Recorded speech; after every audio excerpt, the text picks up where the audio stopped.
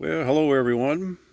It is Monday, July 3rd, 2023, and I'm sitting under our storage tent on a cloudy day, but the sky is blue when there's no white clouds there, and it's good to see them.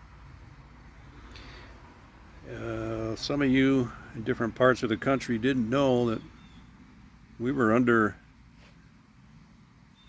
some kind of fog of smoke and whatever else. Who knows what it all was?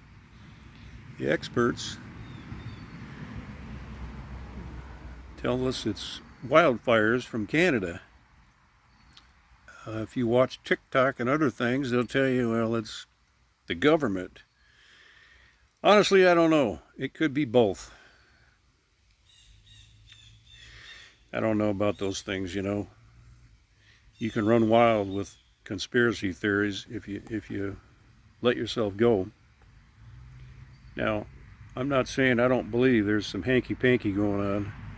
In fact, I do believe there is a little bit of that in our world today. And I won't specify what, because you can be a marked person depending on what you say. But I will say that I believe in God and in Jesus Christ. I'll say that right off the bat. He lives in my heart. And I'm thankful for that, because he lived in my wife's heart, and I'll see her again, maybe soon. The sooner the better.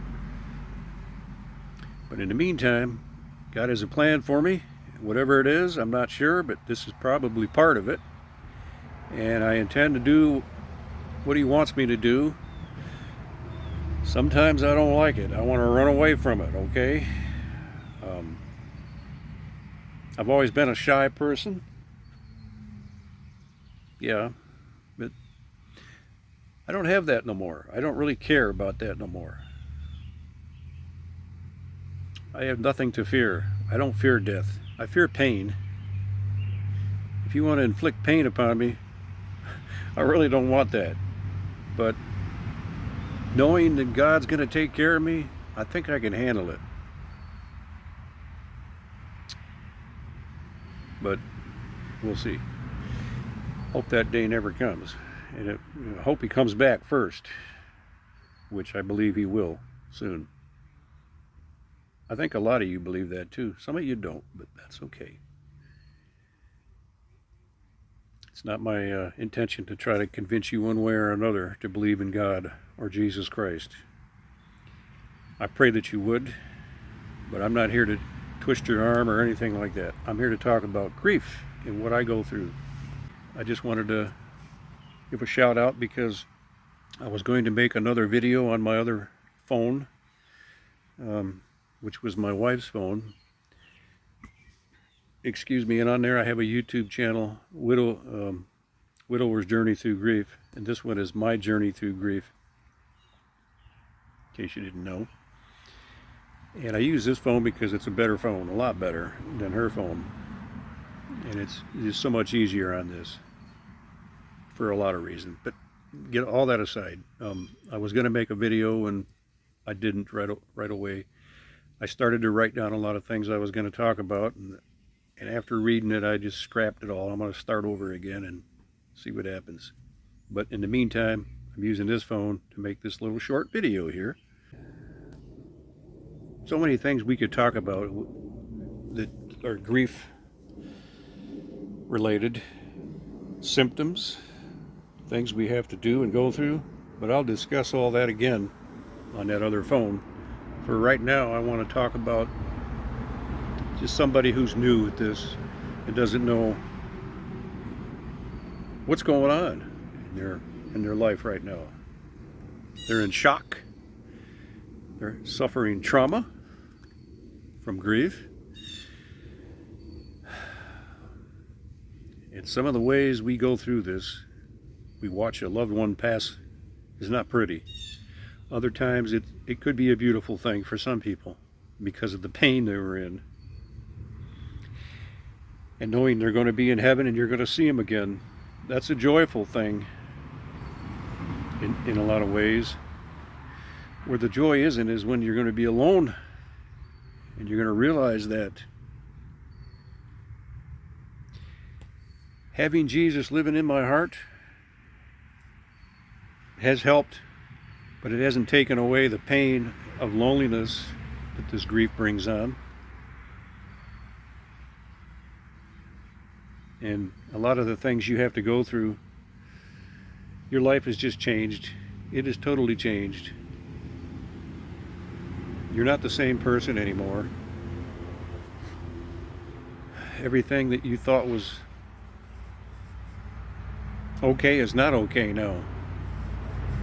Everything's different. You feel different. You look at things differently. You walk around in a daze. What people see on the outside is not what you are on the inside. There's a two-way mirror inside. They can only see so far. They don't see what's behind that smile. They don't see the tears that you're crying while you're there talking and trying to put a smile on. They don't see all that. Of course, they can't see that. But you know it's there. And I know it's there.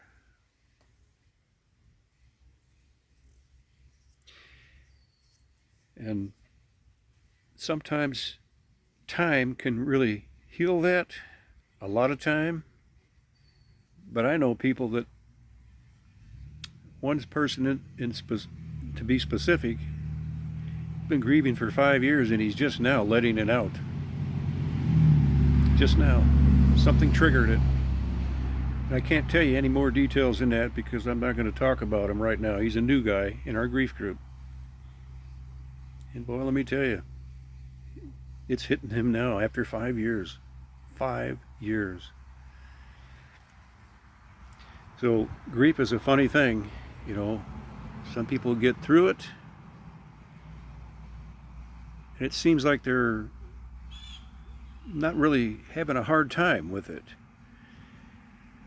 And I don't think it's because they didn't love like I did or you did. They didn't love that person. It's just that it was easier for them for whatever reason. We don't all have the same types and levels of this grief. We don't all experience it the same way. I found that to be true. Some are all jumbled together and some are up and down, yet plateaus here and there, yet up and down. I've had that, and I've had this. Even at a late stage of grief. Now, when I say late, I mean I'm a year and 4 months. I still have these bad days. Sometimes consecutively.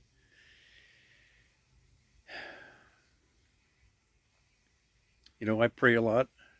I beg God, I plead with God to take away this pain.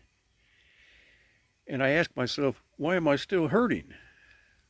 I know my wife is in heaven. I know she's happy. And she wants me to be happy. Why am I still hurting?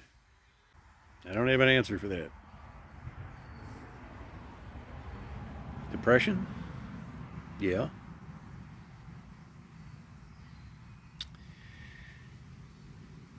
Not liking my new life. Being alone.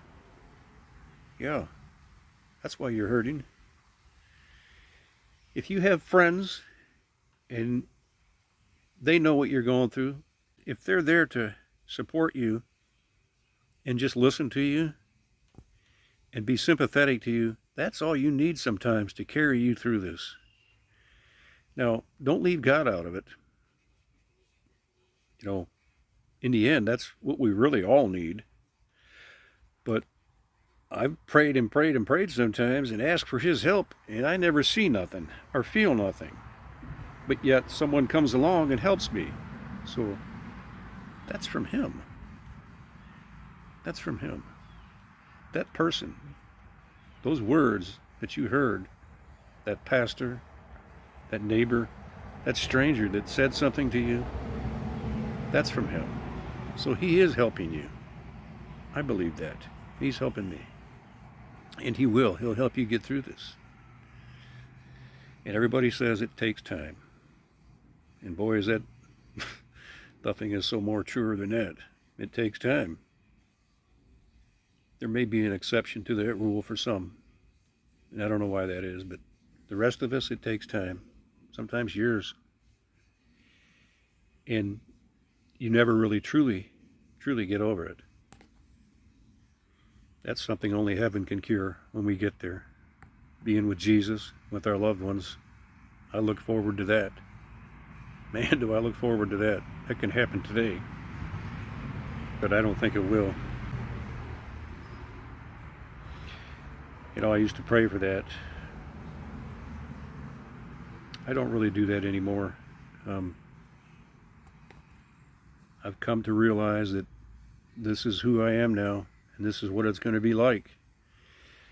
I believe things will change and get better, and slowly, very, very slowly they are.